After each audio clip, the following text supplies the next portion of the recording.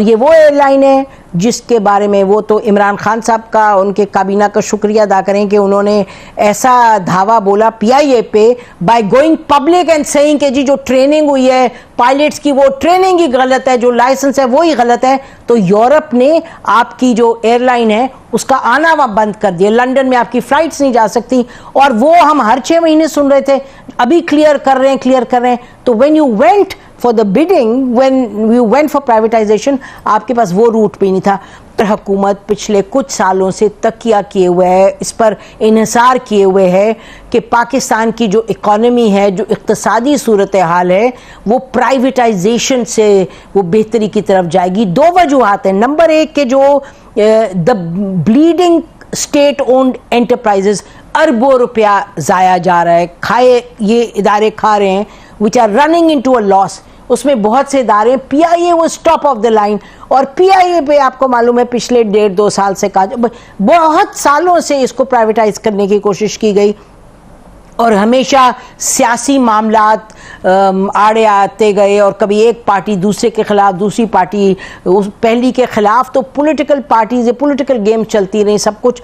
आखिरकार जब आई हुकूमत केयर टेकर गवर्नमेंट, तो उस वक्त ये तय हुआ कि जी अब जो जैसे भी होगा इसको प्राइवेटाइज किया जाएगा, जो पॉलिटिकिंग है अराउंड दिस उसको रोका जाए, सब कुछ किया जाए और सबकी जो यानी कि everybody's consent should be taken, all political parties, और इसको आगे बढ़ाया जाए। फिर हमने देखा फवाद साहब थे वहाँ और केयर टेकर गवर्नमेंट में कहा गया कि वो इसकी जिम्मेदारी उनके पास है। हमारे यहाँ वो शो में भी आए, उन्होंने कहा कि ये होगा और बड़े अच्छे तरीके से होगा, और भी हम लोगों से बात करते रहे। फिर ये हुआ कि अर्नेस्ट एंड यंग एक इंटरनेशनल कंसल्टिंग ग्रुप है, उनके हायर की गई सर्विसेज, और ये बताया जाता है, हमने कोई कागजात नहीं देखे इसलिए हम इसको कंफर्म नहीं कर सकते, लेकिन एक्सट्रीमली रिस्पॉन्सिबल मेंबर्स काबीना के जो केयर टेकर के थे, उन्होंने कहा कि $8 मिलियन दिए गए कि उसको सर्विसेज उनकी लेने में, और उसके बाद वो एक पूरा स्ट्रक्चर बना के किस तरह से प्राइवेटाइजेशन होगी। और आपको मालूम है कि फिर वो बात आगे बढ़ती चली गई। बहुत से सवालात थे कि जो इस पर इतने लाइबिलिटीज़ हैं उसका क्या हो। फिर हुकूमत ने बड़ा इस पर काम किया और लाइबिलिटीज़ को रिटायर किया, शायद 80 बिलियन कितने की लाइबिलिटीज़ ख़त्म की गई, अभी भी कुछ लाइबिलिटीज़ थी, लेकिन फिर भी इसको आगे बढ़ाया गया और इसको दिया गया ऑन ऑफ़र। अच्छा, और कल हमने देखा कि 6 कंपनीज नाज़रीन सामने आई, जिन्होंने 6 इंटरेस्टेड पार्टी सामने आई रादर, जिन्होंने कहा कि हम इसकी बिडिंग में पार्टिसिपेट करेंगे। अच्छा, जब ये मामला आगे बढ़ा कि इसकी अब बिड आएगी, इंटरेस्टेड पार्टीज़ हैं, उन्होंने अपना इंटरेस्ट शो कर दिया, तो जब बात आगे बढ़ी तो रहते रहते चलते चलते बस एक पार्टी रह गई। हमने कुछ उन लोगों से भी बात की जो कि ओरिजिनली 6 के ग्रुप में थे।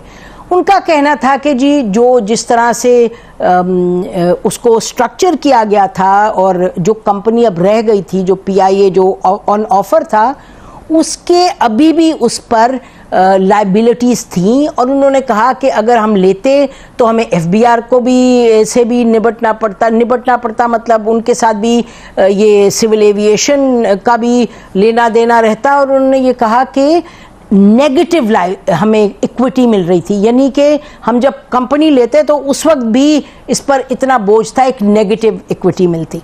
तो कल हमने देखा finally chairman blue world city जो हैं वो वहाँ मौजूद थे, और आखिर में जो बिड थी वो इनकी आई। और इनकी जब बिड खोली गई, चौधरी साद नज़ीर साहब हमारे साथ भी मौजूद हैं, ये भी वहाँ थे कल। तो जब बिड खोली गई तो इनकी बिड थी, इन्होंने ऑफ़र किया 10 अरब रुपए।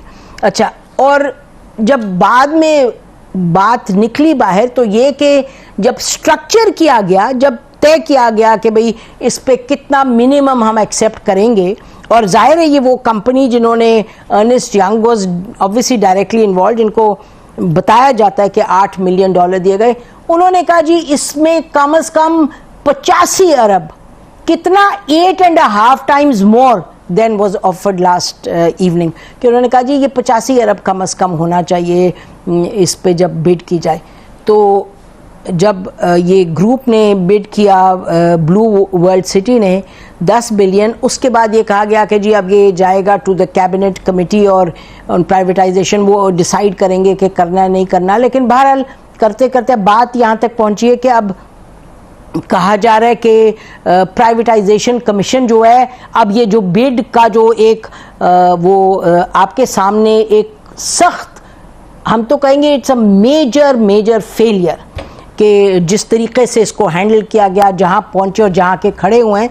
याद रखें कि ये हम सुनते थे कि जी इसमें ये एयरलाइन भी इंटरेस्टेड है, वो भी है, कभी मलेशिया की, कभी एमिरेट्स की, कभी कतर एयरलाइंस, तो कभी टर्किश। और ये भी आपको बताते चलें कि जब केयरटेकर गवर्नमेंट थी और ये तैयार किया उन्होंने स्ट्रक्चर पूरा कि जी इस तरह से इसको we will offer the airline, इस तरीके से उसका करेंगे, बिडिंग करवाएंगे।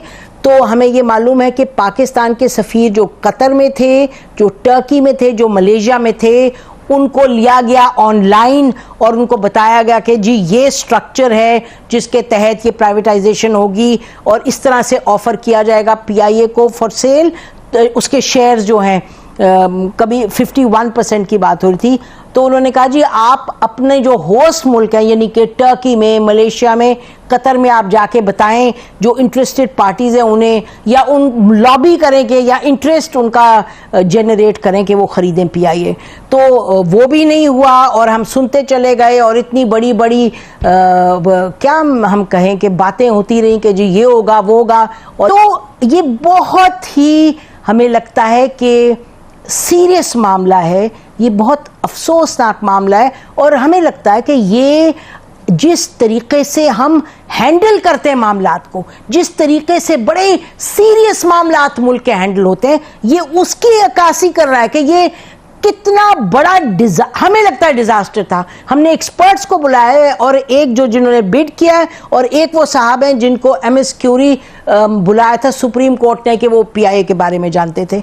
तो हमने कहा कि इनसे पूछते हैं कि शायद ये कोई हमें बताएं कि what is there was light at the end of the tunnel, कि हम इसको ज़्यादा नेगेटिवली देख रहे हैं। जो लोगों का पीआईए से ताल्लुक़ है, जो पीआईए में कंसल्टिंग का काम करते रहे और जो जानते हैं, उनसे आज जो हमारी बात हुई तो उन्होंने कहा कि ये प्राइवेटाइजेशन फेल हुई है। उनके कहने के मुताबिक ये अब आगे नहीं बढ़ पाएगी। तो हम पूछते हैं इन लोगों से, खुदा करे हम बिल्कुल गलत कह रहे हों, and there is some positive aspect to what we see as a disaster.